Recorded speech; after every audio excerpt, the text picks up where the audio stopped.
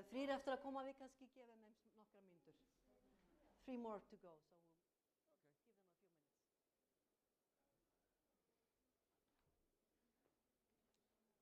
we'll give them a few minutes. So when did you get to town? Já, það er allt í lagi. Hvað heita þau? Hvað segir það ekki? What are they called? Because the Blue Lagoon is like the big one, but this is the, Já. Well, I went 30 years ago, and I really liked it. And then maybe 10 years later, I came, and Raga goes, no, it's... Oh, yeah. En það sést engin aftur af hérna. Við byrjum bara. Oh, my gosh. Which I did, actually. Weirdly enough, I'm not a water person. Þau hafa bara opið þangað til að koma. One of my friends. But that's the pool. And then I took this picture because we were in it at low tide. Yes. And then we were in one of the upper pools, and the tide came in, so it surrounds the thing. So we were in it. It was what you can see in the picture. Right, yeah. Við bara byrjum. Yeah, how cool. Gives you an idea. Oh, yeah, absolutely. That's a 3-level section Yes. of it. So the water is the hottest from the top temperature. You okay. can't see, but it flows Þetta er nú alveg stílfrótt og má Cool. tengja Does þetta. it? down, it cools as it goes down, and then it goes into the ocean. Wow, I like it. Jæja, kæru vinir, verið innilega velkomin í Hannesarholt og þakka ykkur fyrir að greiða aðgangseyri sem borgar fyrir streymið sem að verður sendt út frá þessum fyrirlestri. Þannig að hann verður til á netinu og er hægt að deila með þeim sem að voru uppteknir. Og hérna, I'll start with Icelandic. Ég er mjög ánægð með að kynna fyrir ykkur skólabróður minn nánasta skólabróður frá Bandaríkjunum, Jeffrey Wilhelm, kallaður venjulega Jeff. Og við vorum saman í doktorsnámi í Bandaríkjunum á árunum einhvern tíman, 1990 eitthvað. Og það var svo ótrúlega gaman að Jeff, hann skar sig úr öllum öðrum. Hann sat hérna í sætinu og hann var eiginlega alltaf eins og þyrluflugmaður. Því að það var alltaf svo mikið að vera hjá honum og hann var alltaf svo fullur af hugmyndum. Hann hafði verið í grunnskólakennari í 17 ára áður en hann fór í doktorsnám. Og hann var hafsjór fullur af orku og energi. Og síðan við útskrifuðumst, ég útskrifaðist 2002, hann útskrifaðist einhvern tímann, 92 you graduated? 93. Bara 1 year off. Og síðan þá er hann búinn að skrifa 42 kennslubækur. Hann er búinn að halda fyrirlestra út allt og náttúrulega kenna og verið í rannsóknum. Og hann stofnaði Boys State Writing Project sem hann hefur rekið í how many years? 21 years now. 21 ár og ég verð að segja að ég var þarna í 3 deildum í þessu masters- og doktorsnámi og dýrmætasti kúrsinn sem ég tók var í ritsmiðju og það er svo gott að muna það sem að einn af leiðbeinendunum sagði. Hann sagði writing is thinking, not thinking written down. Það er að segja, þegar maður er að skrifa þá er það hluti af hugsanaferlinu. Og svo les maður það sem maður skrifaði og þá hugsa maður upp á nýtt. Þannig að það skrifa næstum eins og eintal sálarinnar eða samtal sálarinnar. Þannig að þetta er Jeff búinn að nota í allan þennan tíma og hann er búinn að vera svo flinkur í því að vaða í það sem að skiptir máli. Vaða í þau mál sem að eru brenna á fólki á hverjum tíma en það er á þessum 42 titlum, það er alls konar. Og þau eru núna á ferð, hann er hérna með vinnum sínum Dale og Meg og þau eru að koma úr Fossavaðsgöngunni á Ísafirði, búin að vera að skíða og þau eru bara hér í 2 daga og hann var alveg til í að gera þetta, stóð til að hann gerði þetta upp í háskóla en það datt upp fyrir, þannig að við gerum þetta bara í Hannesarholti. So Jeff, I'm so proud to present you here and take it away for the people here and the people at home through the streaming. Great, thank you so much, Ron.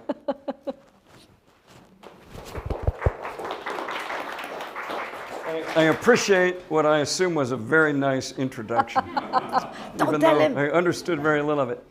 Yes, so I was here, as you saw, to ski in the Fossavaðngangen, and I'm here with my friends Dale and Meg from Boise, Idaho, and Cheryl from Minneapolis. Cheryl won her age division of 50 and up, and Meg got second in her age division. And Dale and I finished. So this is a crowd of winners. All right, so today I'm here to talk to you about what's going on with teen mental health in the Western world.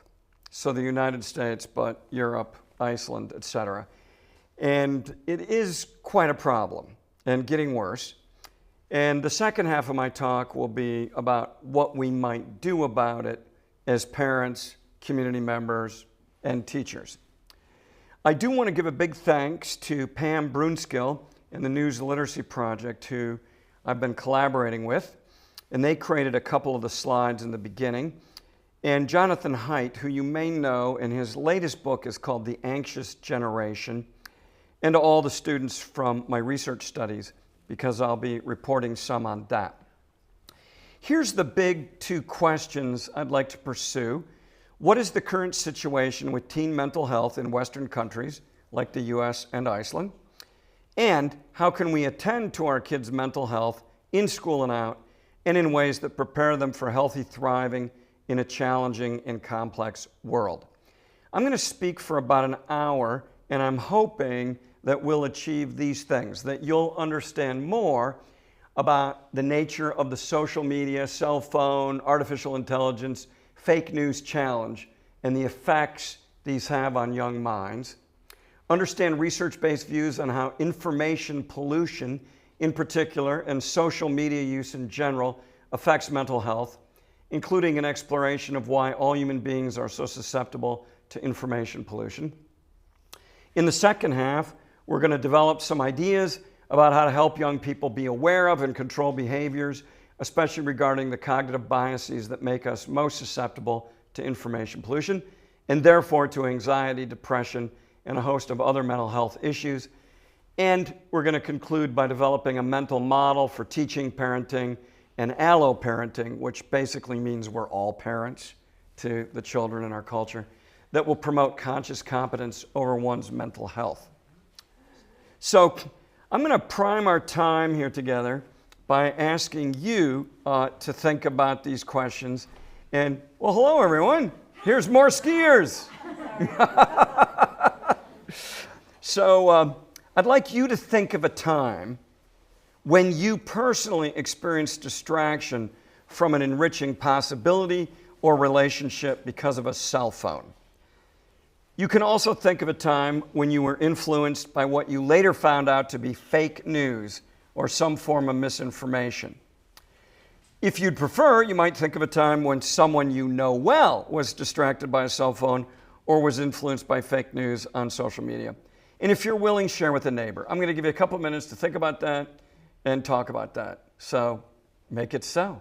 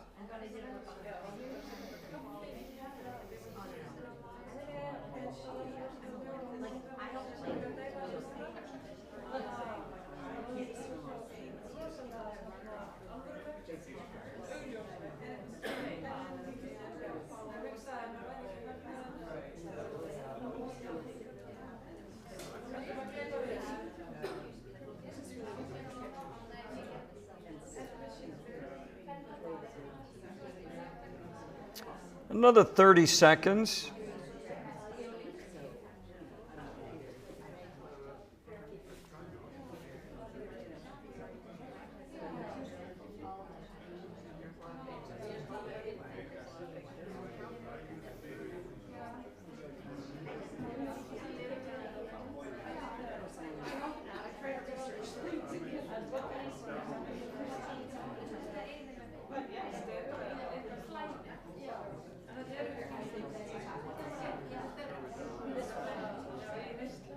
10 seconds.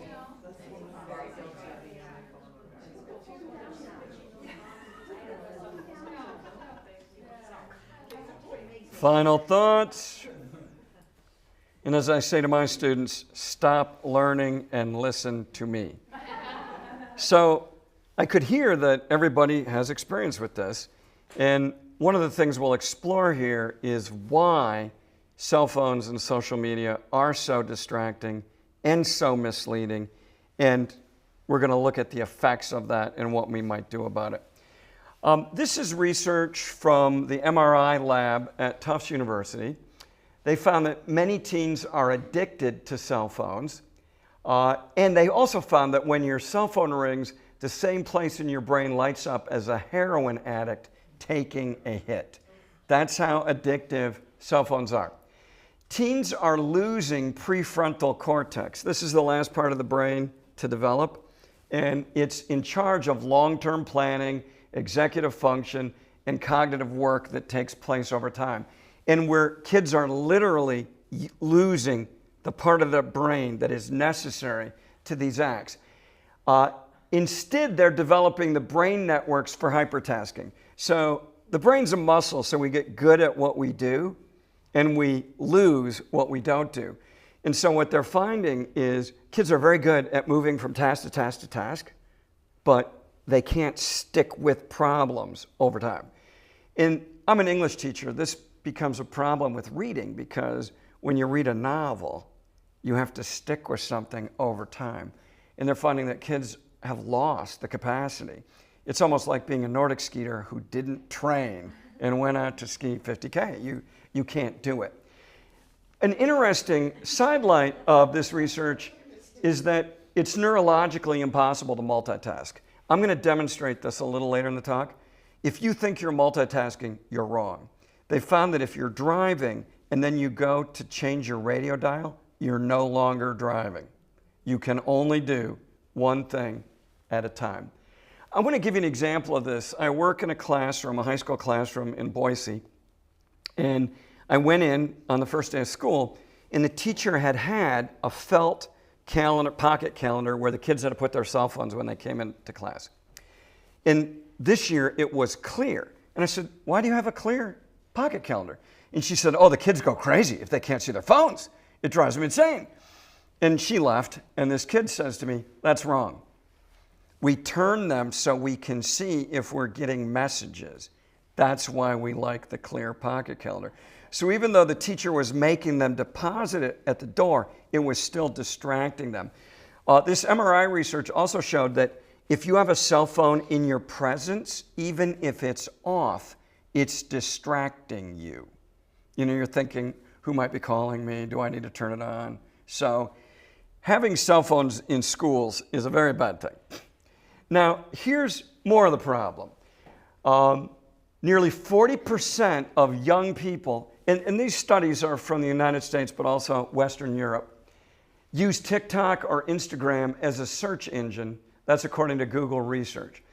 And over 1 in 5 videos on prominent news topics automatically suggested by TikTok or Instagram contain blatant misinformation, according to NewsGuard. So using TikTok or Instagram as your search engine leads you to fake news. Both these articles are from the New York Times. The rise of AI fake news is creating a misinformation super spreader. So the moment ChatGPT came out, fake news quintupled, like within a couple weeks, because people were using ChatGPT and other forms of artificial intelligence to basically spread misinformation. And there's a real worry that it's undermining the news business. Responsible journalists who actually have rules about constituting knowledge are being replaced by AI misinformation super spreaders. If you're familiar with DALL-E or any of these other new programs that can provide misinformation in pictures, they can redo videos, they can redo photographs. And in fact, I just read the other day that you can speak into an AI movie generator and it will create a movie of the thing you spoke. Young people are particularly vulnerable. This is a study from the 2018-19 school year of more than 3,400 high school students. And it found that actually kids are very poor at evaluating evidence. 52% believe that a grainy video of ballot stuffing actually shot in Russia and promoted by Russian trolls was strong evidence of voter fraud in the U.S. And this was in the run-up to our 2020 election. They can't identify the difference between real news written by a journalist and sponsored content on a news site's homepage. And they didn't consider why ties between a climate change website and the fossil fuel industry might lessen the site's credibility. That's 96%. I want to tell a quick story right here. In 2016, I was teaching in Germany, and I was in Berlin for a Fulbright orientation, and there was a bombing in Berlin, and several people were killed. It was a car bombing. And I remember saying to one of my German colleagues, wow, I didn't realize ISIS was active in Germany. And he looks at me and he goes, it's not ISIS. And I go, well, who is it? And he goes, it's the Russian mafia. And I go, what are you talking about? He goes, they're exporting all kinds of confusion and terror to the West. And he said, and the big thing they're doing is they're hacking your election. So this was January 2016. I go, no way. Of course, now we all know this is true. I go, no, that's not happening. And he goes, you got your head in the sand. He goes, they're hacking Brexit. It was before Brexit. They're hacking the Israeli election. They're hacking your election. And of course, now we all know this is true. So in Germany, they were way more hip to this than we were at the time and probably still are. And this, as you can see, is what makes young people, and maybe the rest of us, particularly vulnerable to those kind of cyber attacks. Now, what's at stake? This is federal judge Amy Berman Jackson. If people don't have the facts, democracy doesn't work. And this is the historian Timothy Snyder from Yale. When we give up trying to establish and verify facts, tyranny will certainly follow. This is one of the kids in my fake news study. If you don't know what to believe, then you can't believe in anything, and then you don't have hope, and you don't know what to do or how to move forward in anything, in any part of your life. I would say that's a great encapsulation of how the kids feel today, and the informants in our studies felt. They go, you can't believe anything. And I would go, well, that's not true. You can believe scientists, and you can believe journalists, and you have to know how they constitute knowledge. And this is a root cause of a lot of teen anxiety and anomie. This is from the CDC Youth Risk Behavior Study. This came out last year. 60% of high school girls suffer persistent sadness and hopelessness. Nearly 25% have made a suicide plan. Now, as a teacher, this takes my breath away. I'm also the father of 2 young women. A suicide plan means you've gone beyond ideation to actually planning out how you'll do it. Girls are more at risk than boys, though boys have many risk factors too. Teens with a liberal point of view are more at risk than those with a conservative point of view. That comes from the Politics of Depression study in 2023. The less kids trusted the news, the more anxious they were. That's from a study done at Cornell University last year. And they controlled for COVID and found that in comparison, COVID had a very minimal negative effect on teen mental health. It was social media use that caused it. These charts come from Jonathan Haidt's new book. This is percentage of anxiety prevalence in the United States. They asked kids several years in a row, are you nervous all of the time or most of the time in the past month? That went from 18 to 25-year-olds answering at about 7.5% to 18% in just the course of 10 years. And you can see every age demographic had more anxiety, but it was especially true of the younger people. Teen mental health on a variety of measures. This is the American College Health Association.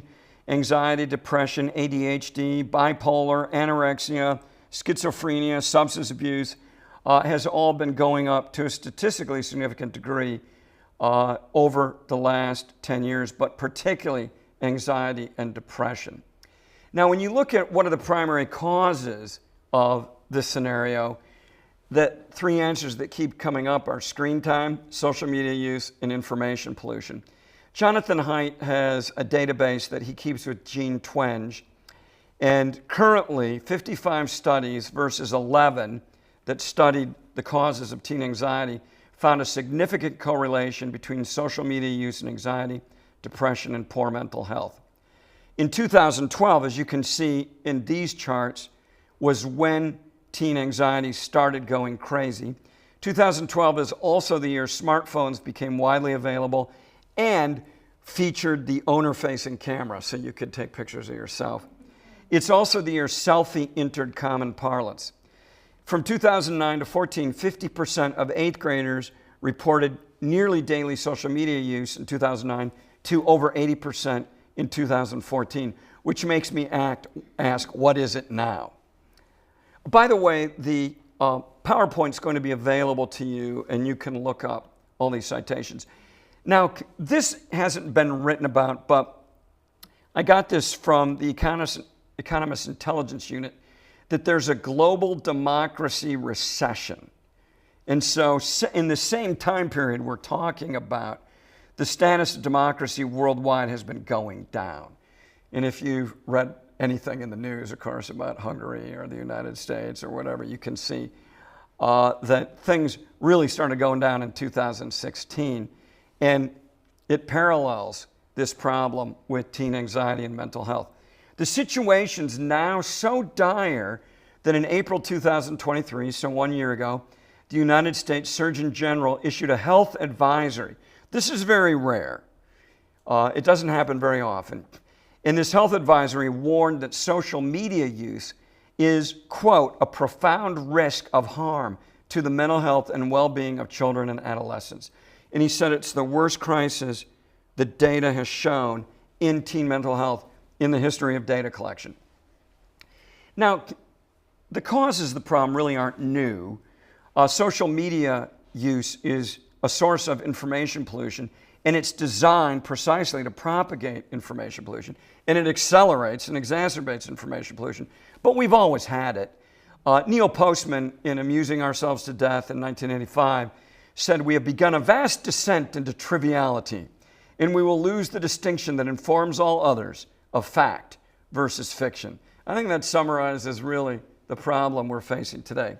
Sherry Turkle, professor at MIT, in her book Second Self in 1984, this is back when there were MOOCs and multi-user domains, MUDs. She said that online environments allow us to create alternative selves and alternative fact-based realities. And of course, it's only gotten worse since this time. Now, social media use as a source of information pollution was explored by Megan Garber in March 2023 in The Atlantic. She says, Instagram users post their own touched-up, filtered story for others to consume. Even the less photogenic Twitter invites users to enter an alternate realm. I work with middle and high school kids, and I'm always telling them, everything online is people lying or misrepresenting or manipulating. Don't believe anything. From a Facebook post to a tweet, it doesn't matter. Everybody is curating their stories. Now, in the face of all this, this is Hans Rosling, the famous Swedish health expert. He says, a fact-based worldview is more useful for navigating life, just like an accurate GPS is more useful for finding your way in the city. You know, if we don't know what facts are, if we don't know how they're constituted, if we don't respect science and what can be considered facts as established by journalists, then we can't have a fact-based worldview. But how do we do this?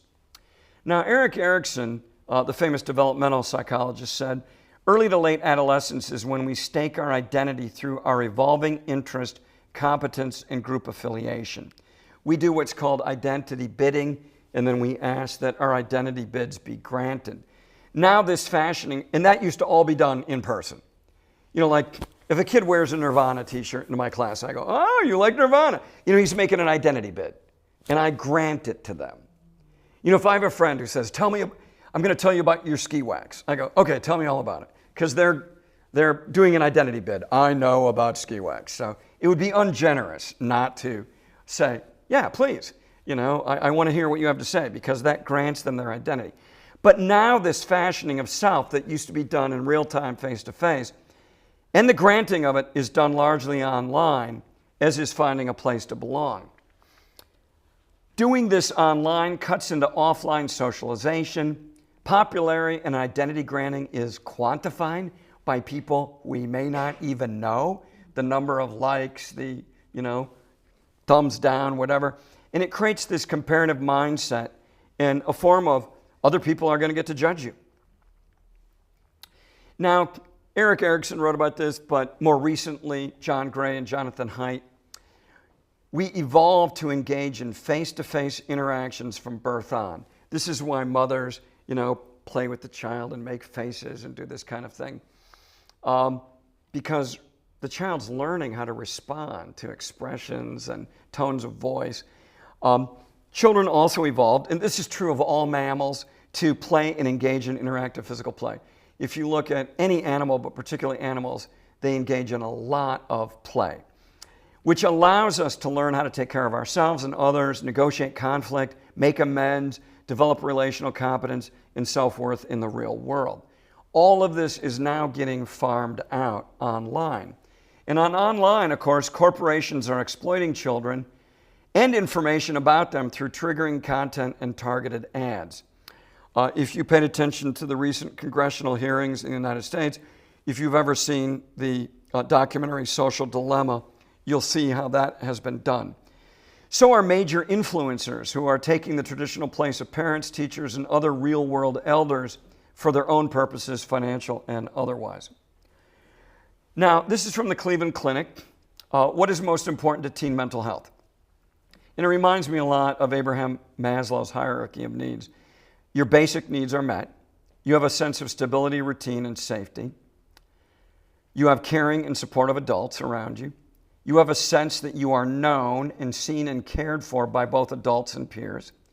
You have a sense of community. You have a sense of evolving competence. In other words, there are some activities you are good at or are getting visibly better at. A sense of agency and the ability to build capacity, so you believe you have what's called a growth mindset. You believe you can get better at things with effort and deliberate practice. And you have a sense of hope for yourself and the future. So all of these things are essential to teen mental health. Now, these are common stressors on teen mental health, according to Dr. Benor at the Cleveland Clinic. And I'd like you to ask yourself, which of these are made worse by social media use? Perfectionism, pressure to achieve. A comparative mindset, where you're always comparing yourself to other people, judging your worth in comparison to other people.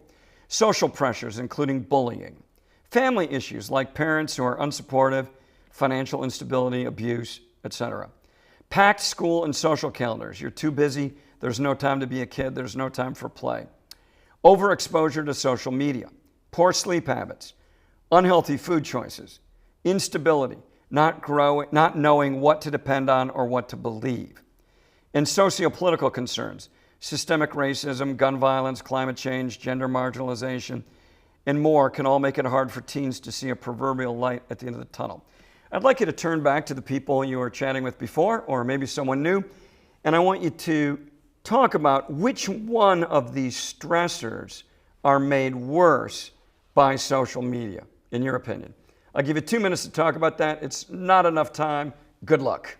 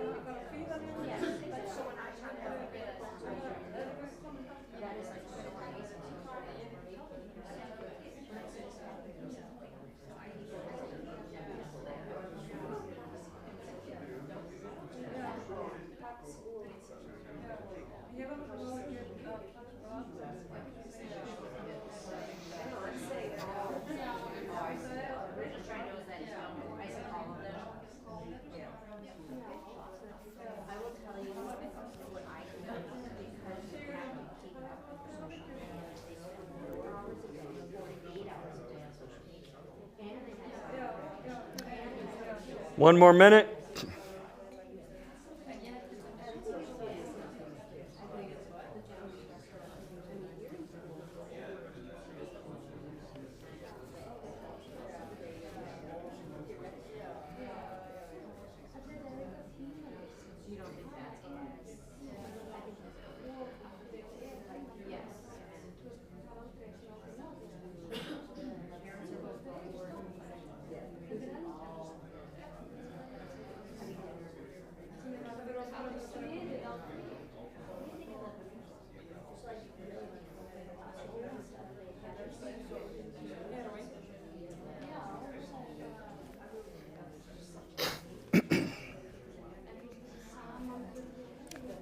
Thirty seconds.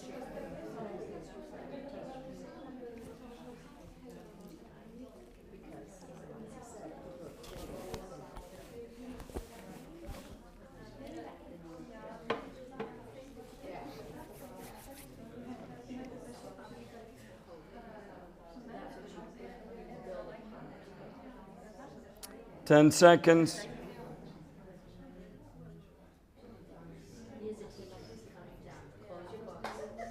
Final thoughts. All right, stop learning and listen to me. Now, when I answered that question, I put an asterisk by everything I think that's made worse. And the only one I was kind of unsure of was family issues. And then I thought, well, if your parents aren't paying attention to you because they're distracted, then so I checked all of these. I think the research would support that view. Now, what can adults, parents, and teachers do? Again, this is according to the Cleveland Clinic. Be there. Be available. And again, if a parent is distracted by social media, then it's a problem. Actually, I was up in Isafjorda, if I said that correctly, with several of my skiing colleagues here. And we were in the ski lodge, and there was a child who was only about a year and a half, I'm assuming, and the parents gave him a phone, and he was playing some kind of game on the phone. And you see this a lot where parents are out with children, and I saw a parent today walking her child in a pram and looking at her cell phone instead of, and the child was facing her, like she could have been talking to the child. So I think this availability is really a big problem. I work with teenagers. I think it's important to say, how can I support you? What's going on? I'm having a bad day. How can I support you? You know, and be serious about it if they need to talk or whatever. Listen more than you talk. Tell me more. I know I'm an American male. I have this impulse to try to tell people solutions. And when I first got married, my wife would say to me, I don't want you to solve my problems.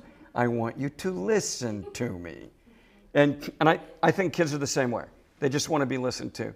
And have you acknowledge and say, that sucks, I'm sorry. How can I support you? Validate your teen's identity, grant those identity bids.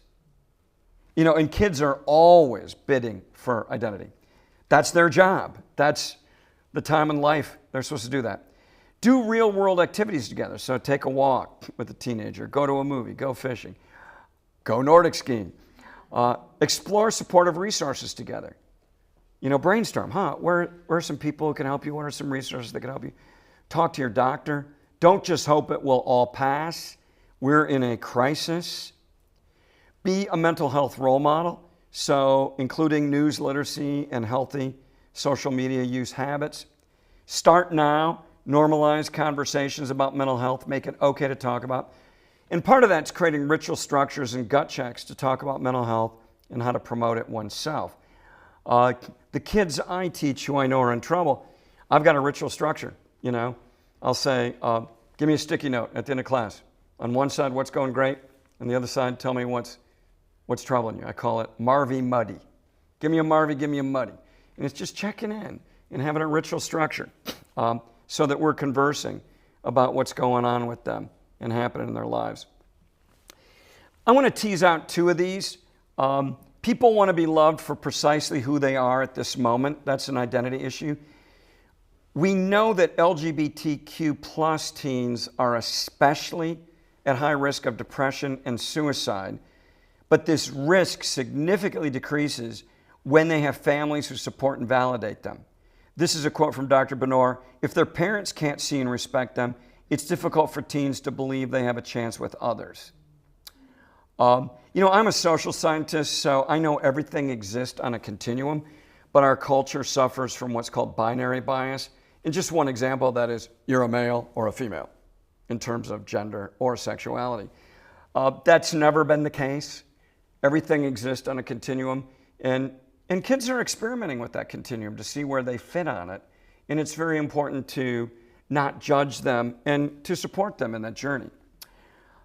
Being a mental health model, eating well, exercising regularly, prioritizing positive social relationships, monitoring and managing your own social media use.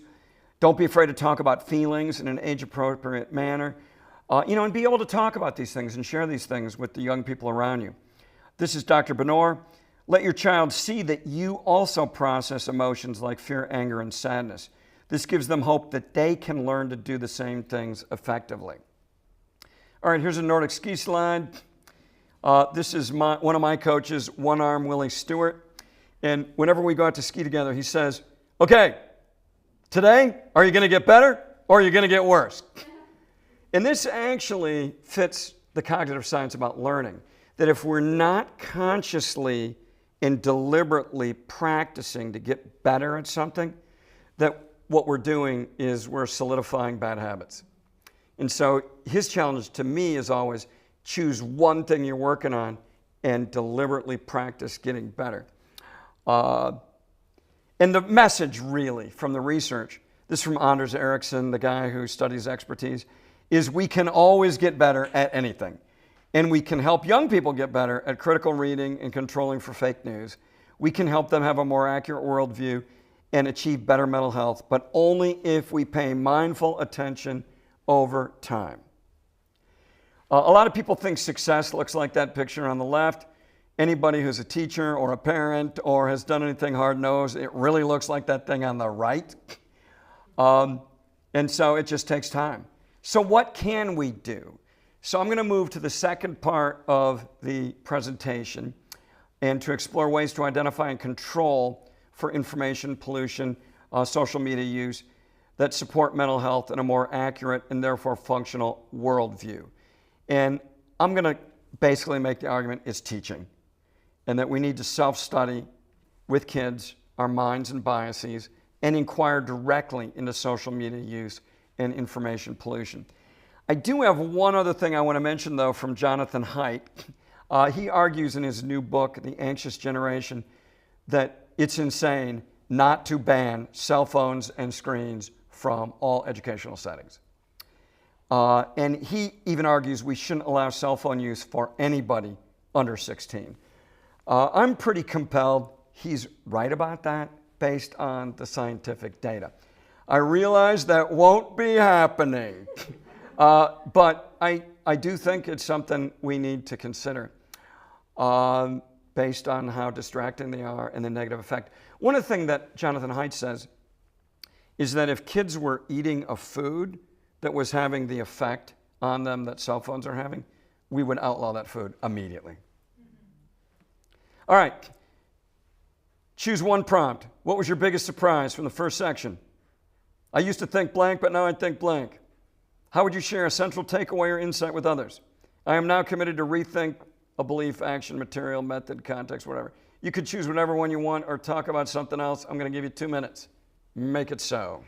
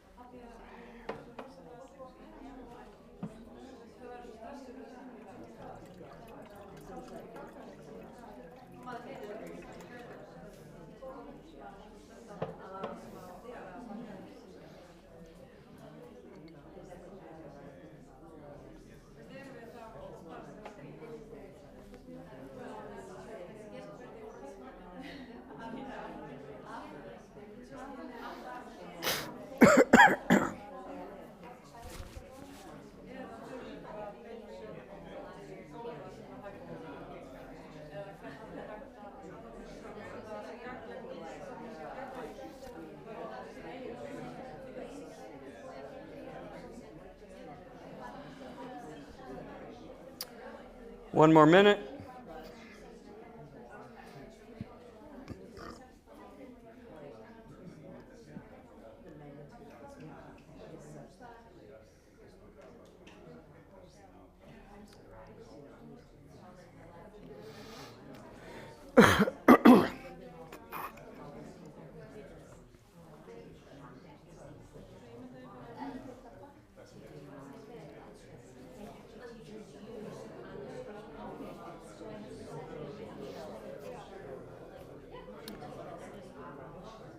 Thirty seconds.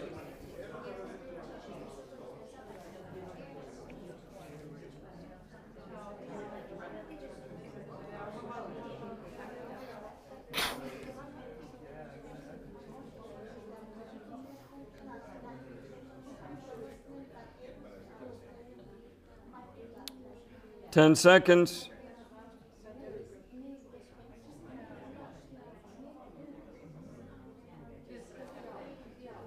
Final thoughts? All right, stop learning. I realize this is a full court press, and I hope that I'm provoking discussions that you'll continue after we leave here today. I'm going to turn to my own research. I've been very interested in these problems, and one of the things I've been researching is the effect of teaching kids about how their mind works with all its evolutionary lapses and its susceptibility to cognitive bias. I found that I've taught units directly about this, units directly about social media use, but more often I'm integrating this in units that I have to teach anyway, in an English class, for instance. And I found that it's pretty easy to integrate ideas like this. One of the things I introduce kids to is Daniel Kahneman's ideas about System 1 and System 2. So Kahneman argues that almost all of our mental activity is what he calls System 1. So it's intuition, instinct, it's fast, it's automatic, it's associative, it's unconscious, and it's riddled with errors. If you know his most famous book, it's called Thinking Fast and Slow. And System 2 is rational thinking. So it's very slow, it's very effortful, it's logical, it's conscious, and it's very reliable. Kahneman very famously wrote that System 2 is notoriously lazy and wants System 1 to do all its work. And actually, when you look at other cognitive scientists, Kahneman is actually given System 2 a lot of activity here. Most cognitive scientists think System 2 is more like 2 to 3% of mental activity. Now, if kids are learning something new in school or you're dealing with a complex problem, you need System 2. You've got to recruit it and consciously use it to learn the new thing. And if we don't, we can't learn that new thing. Here's another thing I try to teach kids.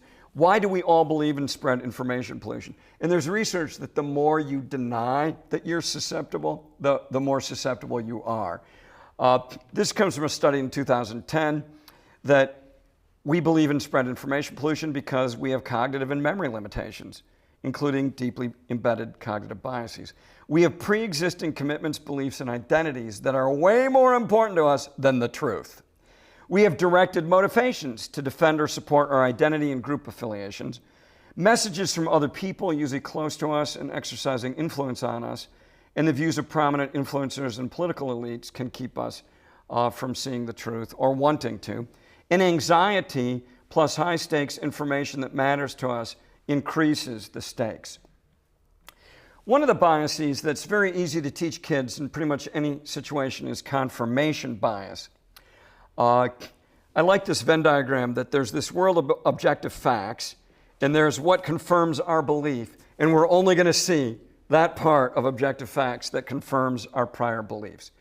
We unconsciously, but very actively, try to support what we already believe rather than trying to find out where we might be wrong. We seek out information that confirms our view. We interpret ambiguous or mixed information to confirm our existing theories. This is as true for me as of anybody, even though I've done this research and have been thinking about this for the last 8 or 9 years.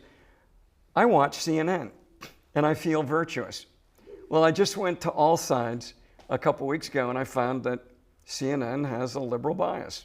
And here I thought I was in a mainstream news source and was, looking down on the MSNBC watchers or Fox News watchers, and yet here I am, right? And I like CNN because it confirms all my biases. Here's an example for you. What's the rule? 2, 4, 6. What comes next in the progression? And? Okay, very good. How about this? 2, 4, 8.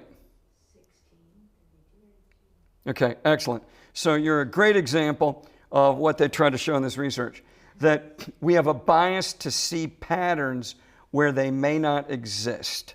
And we extrapolate patterns that will not continue. And we create rules that may not obtain as more information comes in. In both of these cases, the rule was give a number that's higher than the previous number. So it could have been 2, 4, 6, 7, 8, 9, 10, or 2, 4, 8, 9, 10, 11, 12. But based on very little information, we commit to patterns and extrapolate them, and then defend them in the face of disconfirming information. It takes very little time to activate confirmation bias, and then we become married to it, even if it's something silly like the pattern of numbers. We'll go, no. In this study, when they did this, people go, no, it's 8, 9. They go, well, actually, we made the rule. No, you're wrong. It's got to be, And they became committed just because of 3 data points. Here's another really interesting set of studies by a sociologist named Ash. And what he did is he gave people a list of traits. And he said, what's your impression of a person who displays these traits? Intelligent, industrious, impulsive, critical, stubborn, envious. And what he found was, your mom told you this, and your mom was right. First impressions are the most important. And this has to do with availability bias, but also recency bias. And what he found in every case was they would take the first trait and it would color everything else. So the person is intelligent, and unfortunately he puts his intelligence to work. That he is stubborn and impulsive, maybe due to the fact that he knows what he is saying and what he means, and will not therefore give in easily to someone else's idea which he disagrees with. A day later, he gave them the same list of traits in the opposite order. And they had entirely different, like this time, the guy was envious and that colored everything. So the first trait, the first impression, biased us toward all future information. Okay, I want you to think about this. What are some examples of confirmation bias in your own life? This is something I challenge the kids to do. And they'll say, no. I go, nope, you're not leaving until you can tell me, So not seeking out objective facts, when does that happen to you? Interpreting information to support your existing belief, when does that happen? Only remembering details that uphold your belief? Ignoring information that challenges your belief? When does that happen to you? And again, I think this is the appeal of Fox News and MSNBC, and now I know even CNN. When we search online, this has been shown, we seek information we already agree with, or we seek to connect with those we agree with on social media. Once we stereotype a group of people, we interpret their actions and circumstances to fit the stereotype. For example, why are poor people poor, or why are homeless people homeless? These are very, very complicated questions with multiple causes. And yet people tend to think things like they just didn't work hard enough or whatever. And then they interpret all future things with that bias. Once we have a reputation as being clumsy or smart or a great Nordic skier, people interpret our actions as fitting that preconception. This is a slightly different thing, but it just happened to me. I've read a couple studies how when you're online, these algorithms will start to build a profile of you. And then they'll send you suggestions that are a more extreme version of yourself. So the algorithms are always trying to make you more extreme. So for instance, if you type in some vegetarianism, it'll start sending you veganism. Now, this happened to me around Valentine's Day. I ordered my wife some silk pajamas. And about 2 days before Valentine's Day, she comes by me, I'm on the computer, and she goes, "What are you doing?" And I go, "What do you mean, what am I doing?" And there was, a panel. What do they call that? The thing that goes across the top of your screen. Yeah, so it was all women in lingerie. And I go, "Whoa!" Because usually for me, that's Nordic skis or tents or, outdoor equipment. And I go, "Oh my God, that's weird." Well, then I thought, oh my God, I ordered some silk pajamas and the algorithm knows I've got a girl and the next most extreme thing is, right? Well, that's good for kids to know, right? There's no privacy and there are these algorithms that are programmed by human beings to try to exploit you. Availability heuristic. What's most available to you is what you're going to be committed to or remember or think. I love this quote by Whoopi Goldberg. When I was 9 years old, Star Trek came on. I looked at it and I went screaming through the house. "Come here, Mom! Everybody, come quick, come quick! There's a black lady on television and she ain't no maid!" I knew right then and there I could be anything I wanted to be. And this is why it's important in school that kids are represented in the things we read, and that, and in the history we look at, that they see they're a part of this human story and that there are possibilities for them. All right, here's an example of availability heuristic and recency bias. So I'm sure you've seen this before. Just think to yourself, what do I see or perceive first? And once you've seen the first thing, see if you can perceive a second thing. Some people claim they can see a third thing. So there's a couple very interesting things that come up in this activity. Number one, who here saw an old woman first? Okay, so that's interesting. The younger you are, the more likely you are to see the old woman first. Oh, now some of you want to change your votes, and some of you are pretty happy with yourself. Now, I read a study about this, and I've replicated it several times with 7th graders. 7th graders can't see the young woman. They can't see the young woman.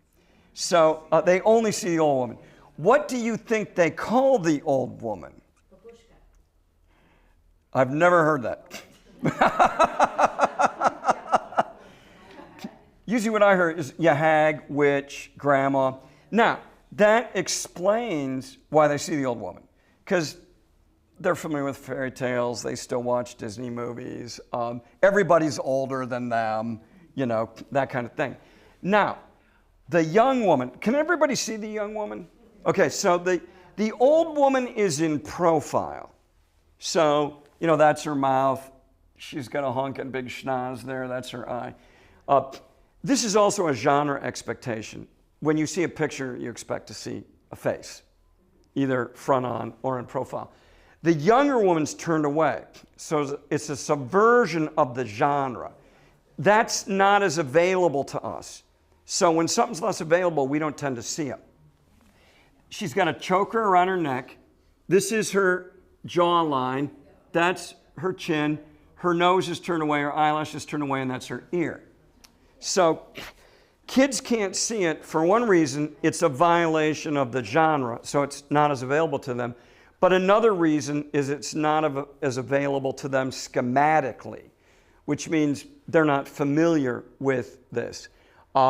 This picture was published in Puck magazine in 1890, and it's a picture of what's called a Gibson girl.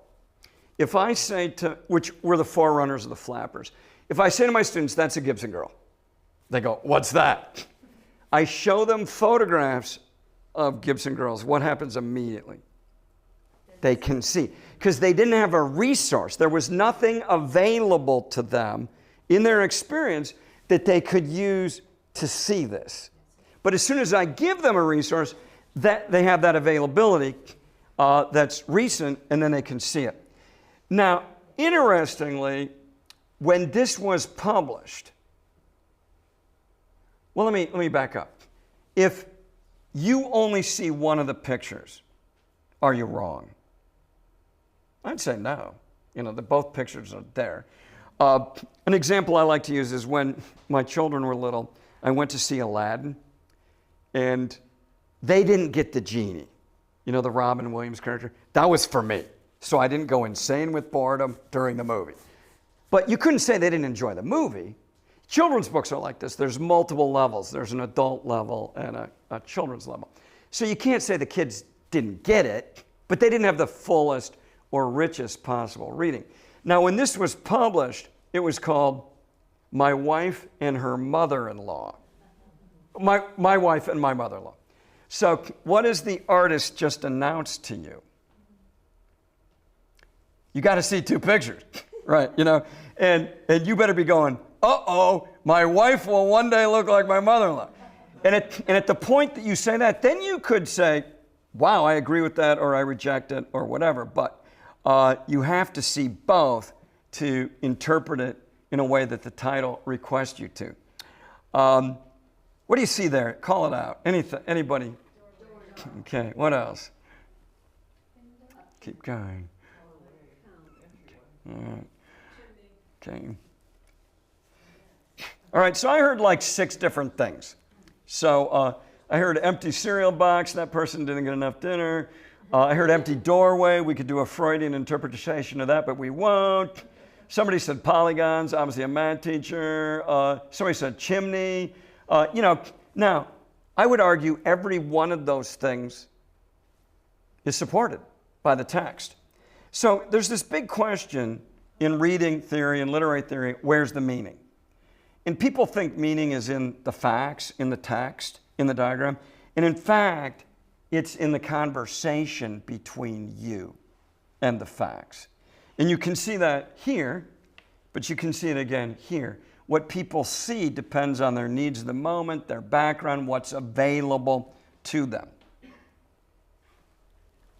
So is meaning in your head, in the text, or in the transaction between the text and the self? And when people say, the facts say, no, that's you saying the facts say that. Because facts don't say anything. A text, well, I shouldn't say don't say anything. They say something, but the interpretation depends on you. Here's another example. Which is, you know the answer, play along with me. Which is the biggest cat? Yeah, they're all the same size. Why does the one on the right look the biggest?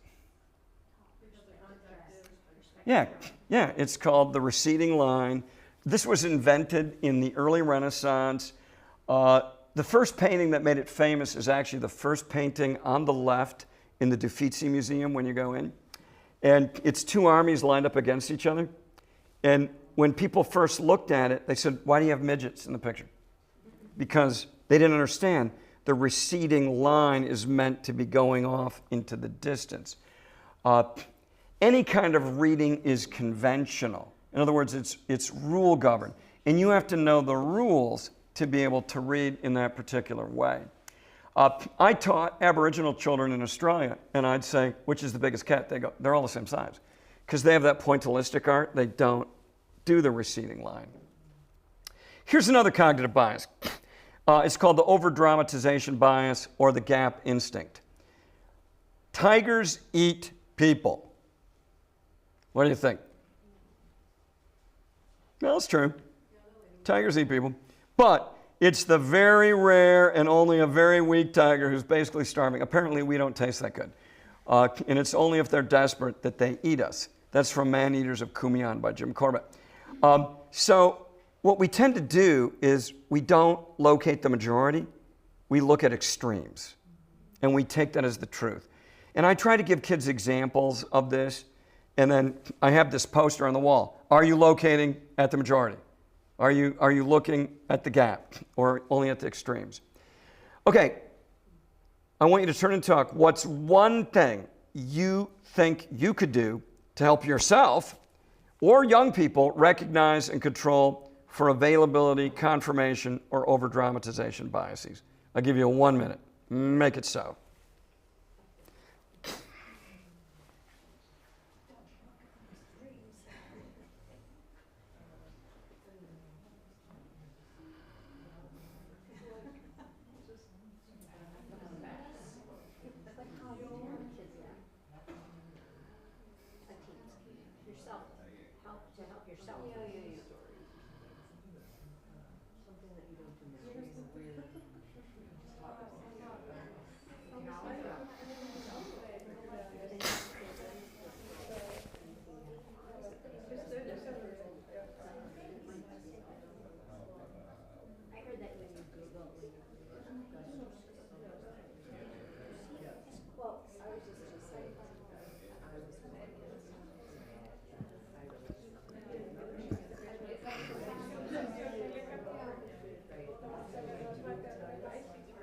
also okay to tell me I'm right sometimes.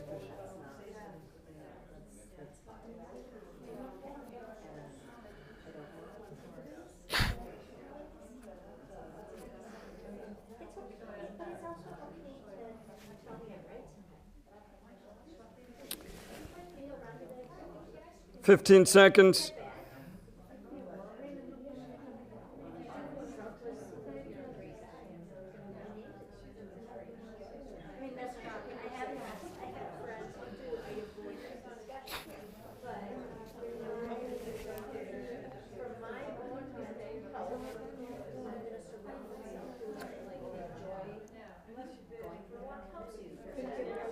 Ten seconds.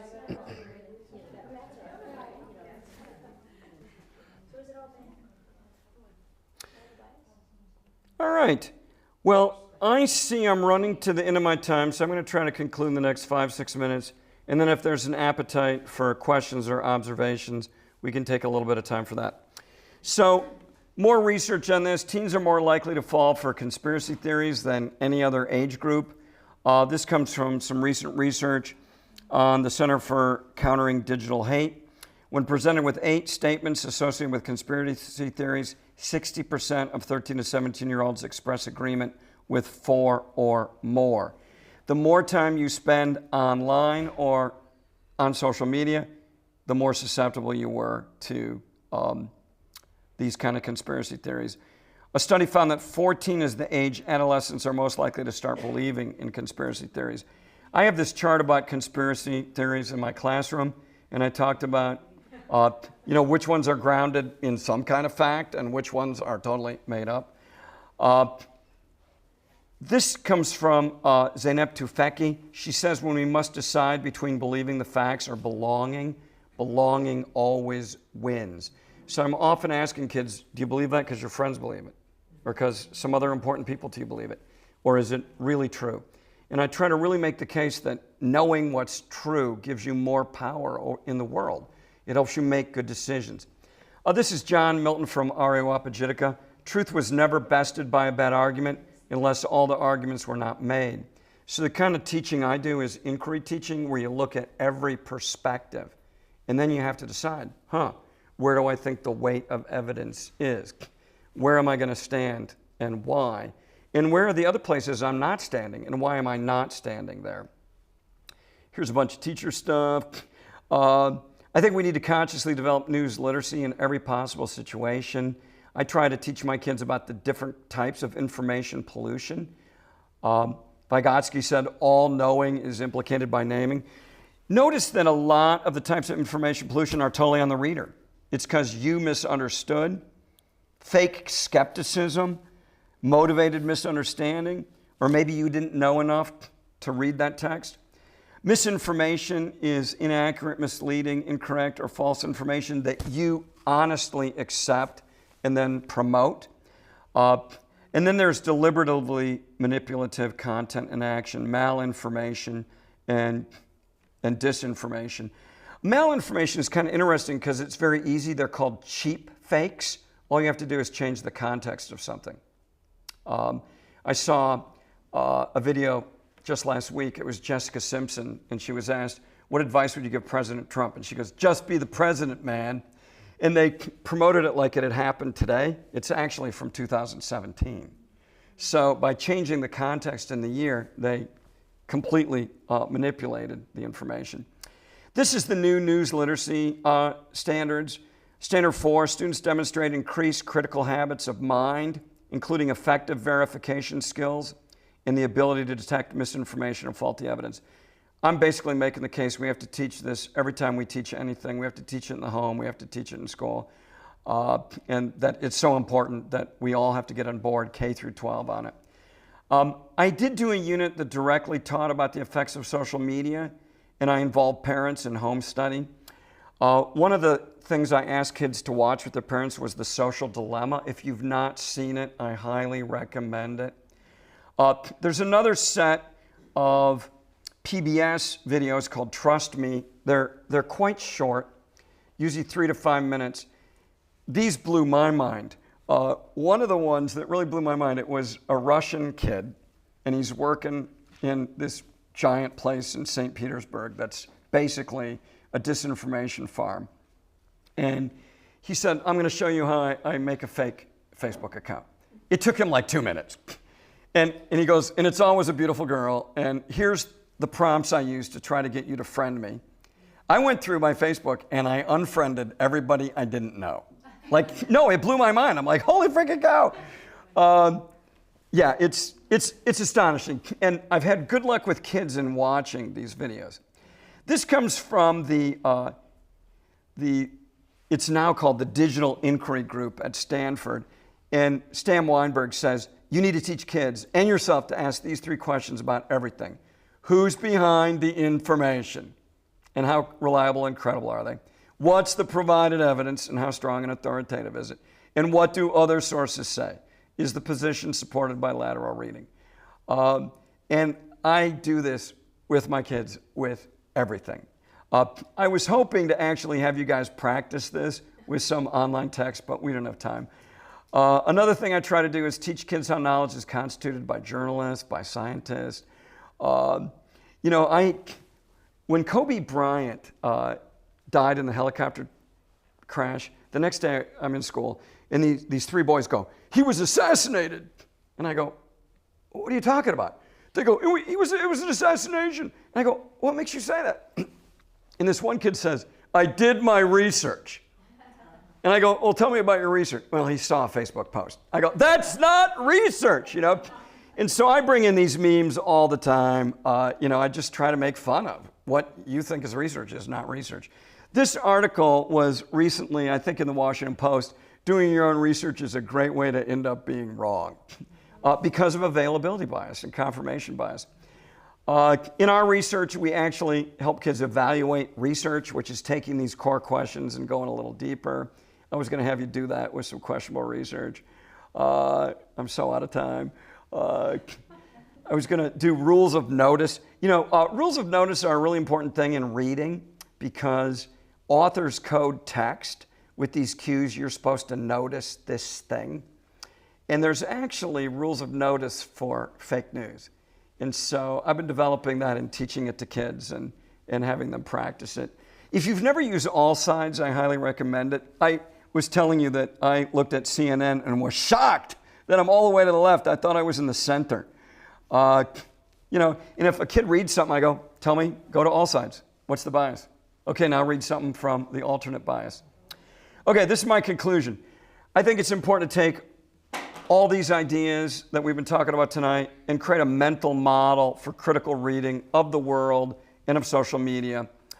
And that's going to require us to be alert to these rules of notice and use these rules to evaluate sources and then to comprehend the text, use critical standards for evaluating evidence, then reason like an expert about patterns, consider other perspectives and counterclaims, the limits of application, test your thinking by reading laterally and engaging in dialogue. I realize that's a mouthful, but if every teacher worked on this, if every parent worked on this, we'd raise a generation that was much more critical about their reading. So the major takeaways I'm hoping you'll be taken away is teach how to notice information pollution every day in all life circumstances, every class at every grade level. Teach a user's manual for the mind and all its faults and how to control for these. Teach in the context of units and lessons you already teach if you're a teacher, or in the context of life situations if you're a parent or allo-parent. Teach through guided inquiry to teach the why and the how and connect learners' lived experience to curricular content. Teach source and evidence evaluation in all that we do.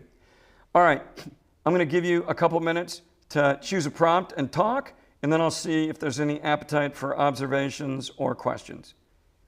chat about one of these props. Make it so.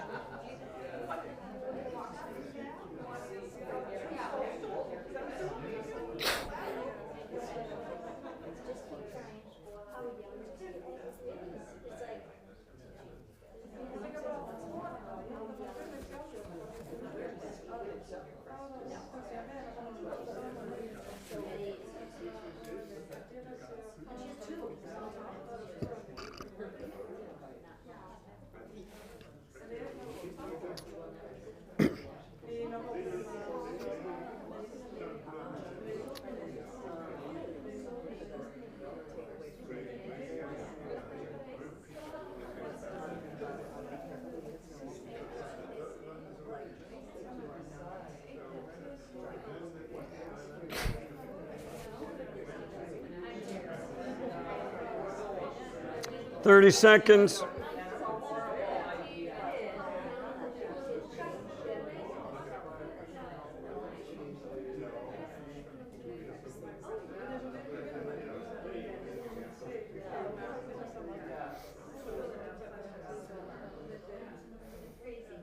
Ten seconds.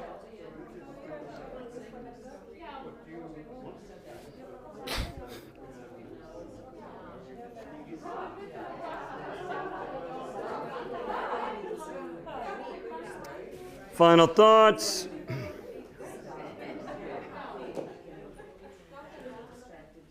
should be on your website because there's so much source there. Right. Yeah. All right, stop learning. Okay, I realize that was a whirlwind. It's a very complicated topic, and the problem is complex, and the potential solutions are varied. The PowerPoint, much of which I didn't get to, will be made available. And I do want to give you a chance to ask questions or cite observations, because I don't want you to go home tonight and not be able to sleep or spend a lot of extra time in your shower. So if there's anything on your mind, an observation, an insight, or any questions you'd like to ask, now is the time. Yes? In the United States, is there a time when this becomes part of a curriculum? I actually worked on those news literacy standards. Would you mind repeating the question? Oh, sure. Is there an opportunity to teach this in American schools? At what age? And at what age? Okay, my argument is at every age from the minute kids get to kindergarten. And, you know, kindergartners are very susceptible to fake news, and they're bombarded by it. So I think we need to be doing it as part of everything we do. Those news literacy standards that I cited, they're K through 12, and for all subject areas. And they're articulated for K through 2, 3 through 5, 6 through 8, 9 through 12. And they just got published. They're available online. And I think they're very useful to parents as well. I'm teaching them to my college students. You know, I think at any age, they're very, very useful. And I think we have to get ahead of the curve on this because we're so far behind it. And as I said earlier, if you don't understand what constitutes evidence or a fact, then, you know, there was the kid Brian who said, you don't know what to do. And you also can't make good personal decisions or good academic decisions. You know, disciplines are organized around constituting knowledge in time-honored ways to make sure that what you're saying is mostly correct. And they also have means to retract and correct. You know, the one sign of a really reputable newspaper is they will print retractions. So I want kids to understand that kind of thing. You know, during COVID, sorry, I'm down a rabbit hole here, but you know, the kids would go, scientists don't know what they're doing. I go, how could you say that? And they go, well, they used to say this and now they say that. And I go, yeah, that's how science works. You know, like you posit a theory and you collect data and then you go, you know what? We were kind of wrong and here's an update. And then you collect some more data and then you go, okay, we were mostly right, but here's, you know. But the kids don't understand that. That's how science works. I think part of what we have to do in school is help kids understand how knowledge is created and constituted, and therefore what you can believe and what you should discount. Yes? Can I ask those who are from Iceland, where we are, what is the average age of kids getting cell phones? And do you still have textbooks in school? In our schools, we no longer have textbooks.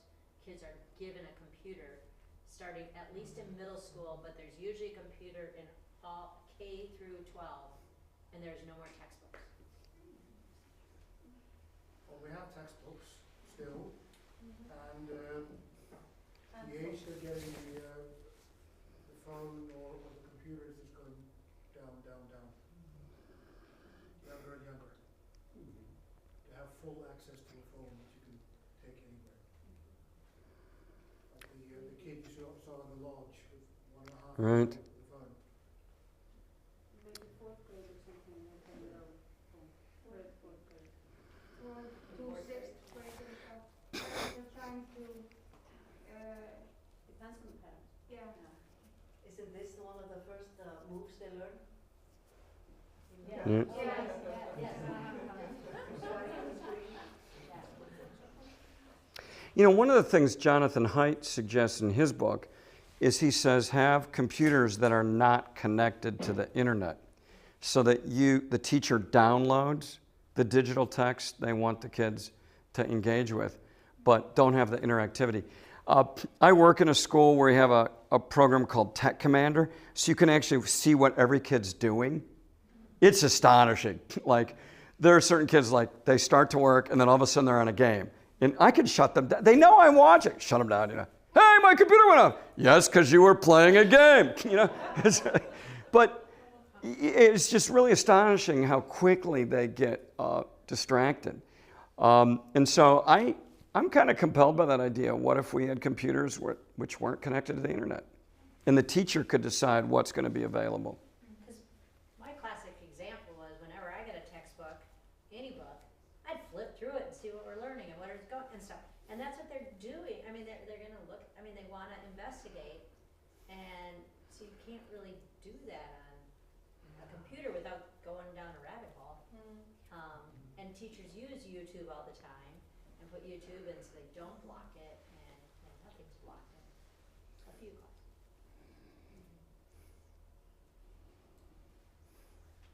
I guess my other question is, what comes first, the chicken or the egg? Anxiety or the social media?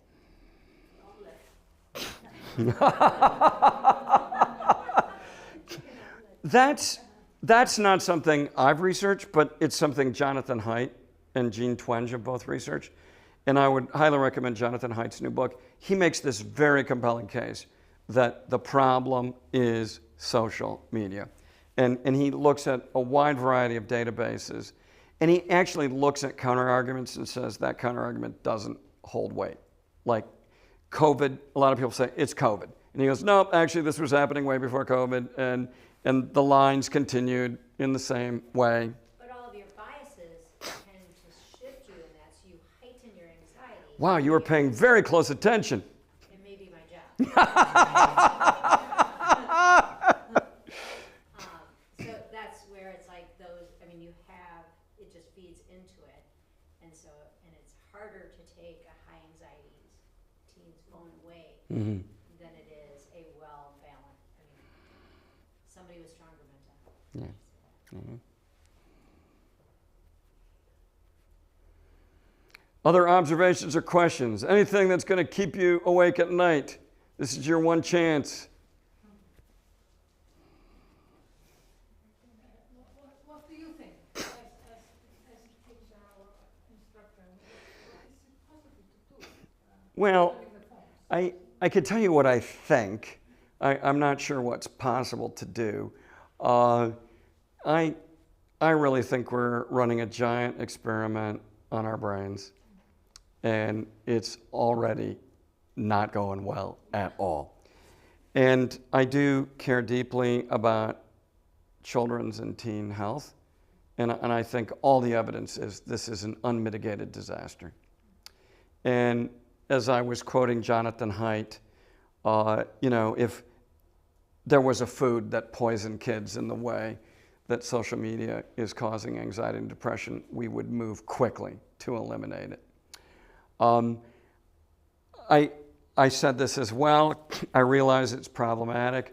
In the school district where I mostly teach, which is the Boise School District, there is a cell phone policy that you are not allowed to have a cell phone in a classroom.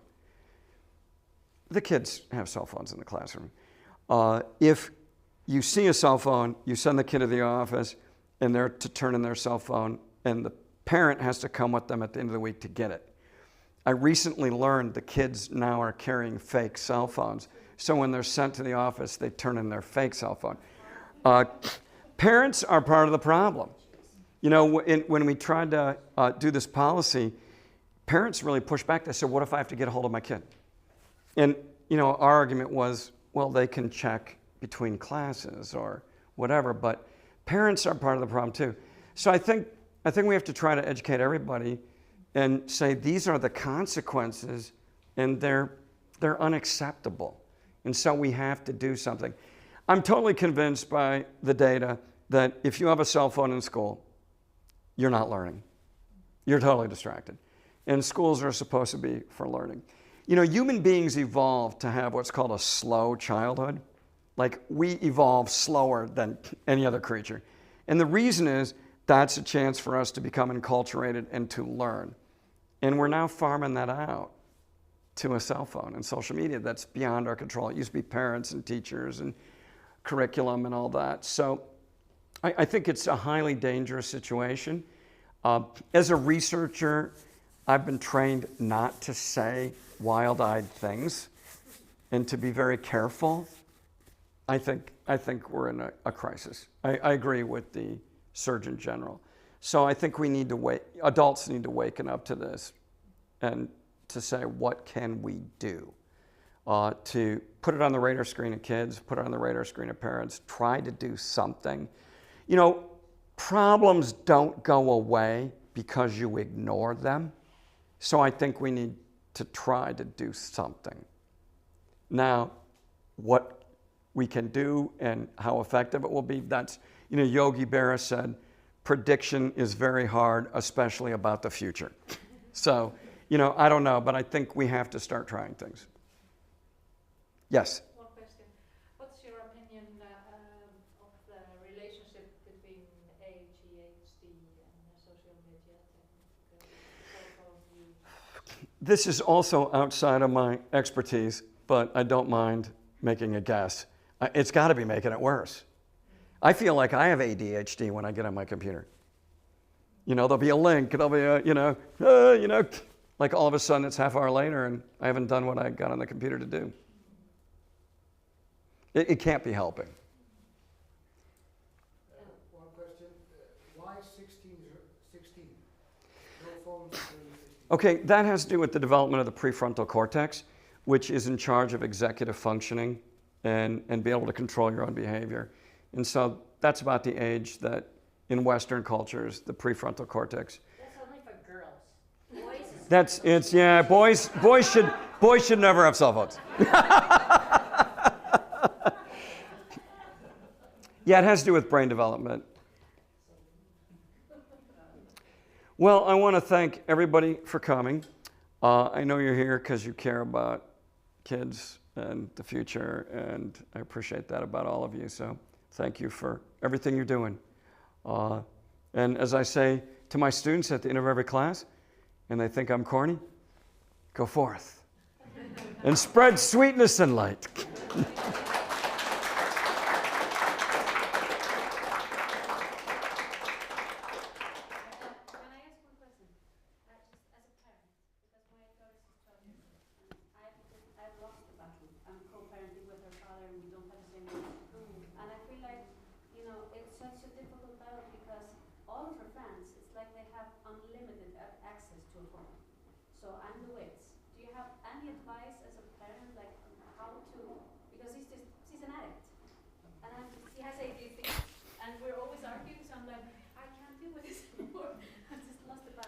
Well, I want to say first, that's very hard, and I'm sorry. That sucks. That has to be acknowledged. I want to say second that your daughter's not alone. The research shows most kids her age are addicted to their phone. And third of all, I don't know. I think that you have to keep trying and just like try to be honest with her. I'm doing this because I really love you and I care about you, and these are the dangers I see, and can we make some kind of compromise? And, just keep the conversation going, continue to communicate. I've got two wonderful kids. They're both really countercultural. Dale and Meg know them. And my younger one's actually been a problem for me my whole life. And I just try to keep the conversation going. Tell me more about that. Tell me why that's important to you. What if I were to say, and I just, and she's 30 now and we have a relationship, but it wasn't, but it's up to you not to give up and like to say, I'm doing my job as a parent. This is why I'm doing it. Can we make a compromise? Just keep talking, And say, this is not because I want to be mean to you, it's because I love you. And I've got reasons for saying this or saying this. Oh, Raga, please. I have an idea. Get the PTO together, invite them to your house, have a party, show them Jeff's lecture, and try to organize the parents so that you do this together. We tried at school. We were like 5 parents that were like, okay, what should we do? Should we ban Snapchat? Like 5 against how many? All of them. Yeah, it's such a huge problem. Like I say, I'm the witch. She doesn't listen to me, and she just, she freaks out. Send this lecture to the principal. Yeah, they're. Get the principal to work with you on this. Galvanize the community. I think if all parents, we have some close parents, but if at least most of us would work together, it would work. It's going to take a community solution. I would suggest watching The Social Dilemma with your daughter, or even some of those short Trust Me videos, because that's a theme of both those videos, what you're going through. And you could ask her, what would you be saying to you if you were me? Take my position.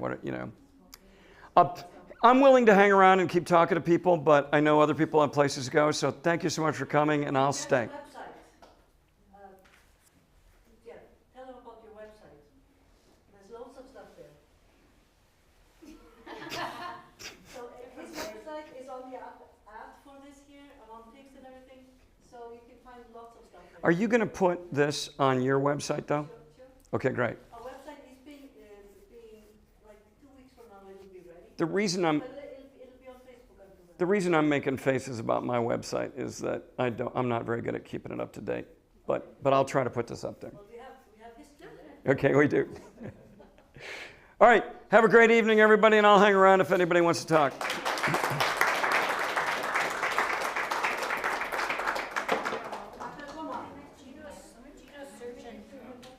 Thank you. Yeah, of course. Yes.